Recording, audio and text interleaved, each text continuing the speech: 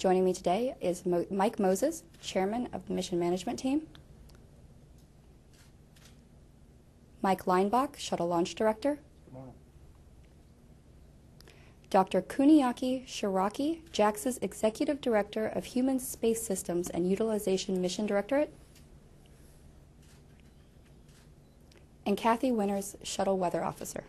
Good morning. We'll hear from our panelists, and then we'll take questions. Mr. Moses? Thanks. Let's see, everybody. Good morning, or good afternoon, I guess. We had a very short meeting today, which is a record for us in this with STS-119, what we've become used to. Let's see, today was the mission management team meeting, kind of the transition gears out of the whole flight readiness review and move into the actual operation and getting ready to go launch. So we talked today about our upcoming operations. We got a weather briefing from Kathy. You'll hear that in a second. The launch director, Mike Leinbach, gave us a good status of the team and where they're at. You'll hear about that in a second. As a management team, we really didn't have that many issues to discuss. We talked briefly, checked with every agency, every center, every project.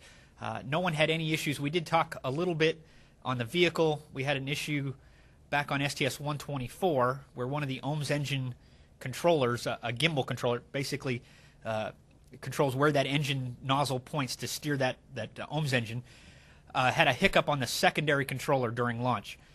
We've gone off and done the failure analysis, so that team came back to report their status of what they found. Basically, when they took the lid off the box, the electronics box, there's a piece of foam that helps keep those cards seated in their slots. And they saw that foam had some compression memory in it, and one of the cards was loose. They looked at some other boxes, pulled those apart, found that same compression in the foam, but none of those cards were loose.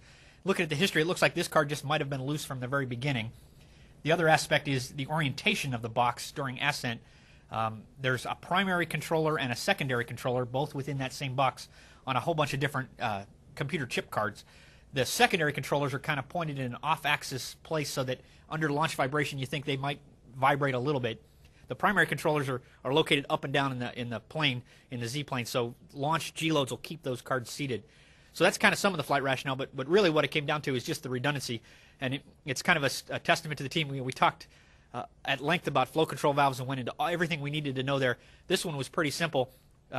If this part fails, it's one of two controllers on a single OMS engine. We have two OMS engines. We only need one of those. And of those systems, we also have the RCS system for deorbit. So we basically we have the potential, if this failure shows back up, of losing one of two systems on one of two systems on one of three systems. So redundancy-wise, we're in really great shape there. We talked it pretty detailed just to make sure we had our handle on it. Nobody had any issues or concerns, and I'm perfectly fine with that, and we're ready to fly with that problem in case it reoccurs. We're good. Long range, the team's going to look at that foam to see if maybe just replacing that foam is the right thing to do. One of the problems is these boxes have a pressure integrity to them. So as soon as you pop the lid off to look at the foam, you've broke the integrity of that box, and now you got to go requalify it. So we don't want to just go popping the top off every box we have in storage to look at it. But again, from a risk to the vehicle and to this flight, there's very minimal and acceptable level. Other than that, we really didn't have any issues. Quite literally, it was a pretty fast meeting. I kind of claim it was a softball. We just were here Friday, and we talked through all the flight readiness and stuff. Usually a week or two has gone by between our final flight readiness review and our L-2 meeting. And then the one issue we did have was in the OMS system, which actually is from my background. So this is my first time chairing the pre-launch MMT, so I appreciated having the nice, easy one to talk today. So with that, I'll turn it over to Mike. Okay, thanks, Mike. First of all, I'd like to welcome Mike to the team. Mike and I are essentially counterparts on launch day. Me as the launch team lead and you as the program lead, and so I look forward to launch and discovery with Mike and side by side. Let's see, yesterday the crew got in on time, as you saw on TV. Brew and his crew are very excited to be here and looking forward to a liftoff Wednesday night. We got into the countdown last night on time at 18:30 local time, and the next major event is the fuel cell load this afternoon at about 3 o'clock, where we load the liquid oxygen and liquid hydrogen for the fuel cell system.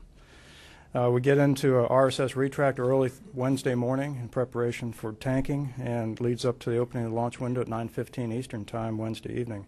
Right now, we're not tracking any issues in the firing room that would prevent any major milestones.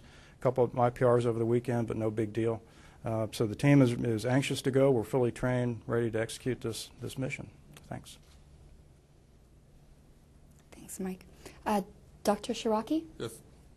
Good morning. It is my great a pleasure to be here today.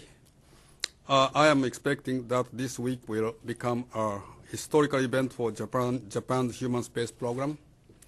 Koichi Wakata's flight on STS-119 is the start of our first expedition crew on board. We have been waiting for a long time the day to come.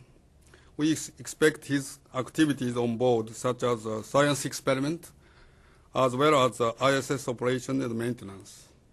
Koichi is a very capable person, experienced on board STS-72 and 92, specializing the robotics operations as an expert. I am sure that Koichi will demonstrate and appeal the importance and the excitement of the human space presence on board. That will give the future dreams for Japan's young peoples. I believe the mission success of the STS-119 and the expedition flight. Thank you. Thank you, Dr. Shiraki. Kathy Winters. Thank you. Weather looks very good for launch, I'm very happy to say. Right now we're just looking at a really nice upper level ridge that's been holding off the weather, the fronts that tend to come into the U.S. Right now there's one in the central U.S. It'll stay there, it'll be blocked by this high pressure ridge, and so for Florida the weather looks really good. We have these nice mild conditions, warm temperatures. In fact, day of launch we'll probably be getting up to the mid to upper 70s here at Kennedy Space Center and about mid 70s at the pad. And then as we get into that evening, we'll stay nice and moderate with the southeast flow, the flow off the water, keeping the temperatures moderate. The only slight concern we have is that a ceiling sometimes can come in when we get a southeast flow situation, but really the chances of that are low, and so with that we're only going with a 10% chance of KSC weather prohibiting launch, so a 90% chance of go weather. The TAL sites look good as well. Spaceflight Meteorology Group is forecasting go weather for all 3 days for the TAL sites at all the TAL sites. So the overseas landing sites look good too. One nice little touch on the launch this time is that the moon is going to be rising about 1 hour before launch. So it'll be in the east and it's a full moon. It's a 99% moon illumination night. So should be a really nice night for a launch, and hopefully we'll get some good snapshots of that. So overall good weather for launch. Thank you. We'll now take questions. When the microphone comes your way, please state your name, your affiliation, and to whom you're addressing your question. Up here on the end. Sarah Moskowitz with Space.com, and I'm not sure who this is for, but it's a general question. How important is it to launch Discovery during this week's window rather than waiting till April, and are you still willing to extend the window till the 16th of March? Yeah, let's see. Timing-wise, it'd be nice to do it in front of this cutout. It's not the end of the world if we don't, and we've looked at some of those downrange plans. On one hand, it does definitely impact the downstream manifest if we slide into the other side. 6-person crew gets affected.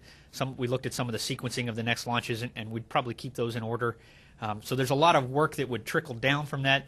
It has some unfortunate side effects with the delay in the launch of STS-127 and 2JA, which is the remaining Japanese hardware. That's kind of critical because the HTV vehicle that they're going to launch depends on some of the hardware. So there's this big ripple. None of that ripple is the end of the world, but it's just one of those ripples we'd prefer not to put into the team. That said, there's no pressure to launch at the end of this window cutout. We did talk at FRR pretty extensively. The station team actually on their own went off and looked at the mission. The cutout is a combination of the Soyuz mission that's there and then the STS-119 15A mission that's there. So the combination of those two drives our cutout window. And what we did was we can take a few days off this mission, and that's kind of an indicator, so to speak, of the relative priority within the station program. They would prefer to chop down up to 4 or 5 days off this mission to launch in front of the cutout as opposed to waiting to the other side. And most of the basis of that is some of these tasks can be done in the stage. It makes good sense to do them on this mission, but they're not critical. Some of them are get-aheads and work-aheads, and so they can fit those in at other times. Some of that time was contingency in case SAW deploy didn't go well. We could buy some of that back if we needed. So we did look at it, and we could probably go all the way out to like the 16th. We're basically going to take it one day at a time, though. We didn't make any decisions ahead of time. So I think we're in real good shape there to be able to extend that window if we really did need it. But you heard today the vehicle's looking real good, the weather's looking real good, and I need some piece of wood to knock on, but I think we've got a really good shot Wednesday. Marcia?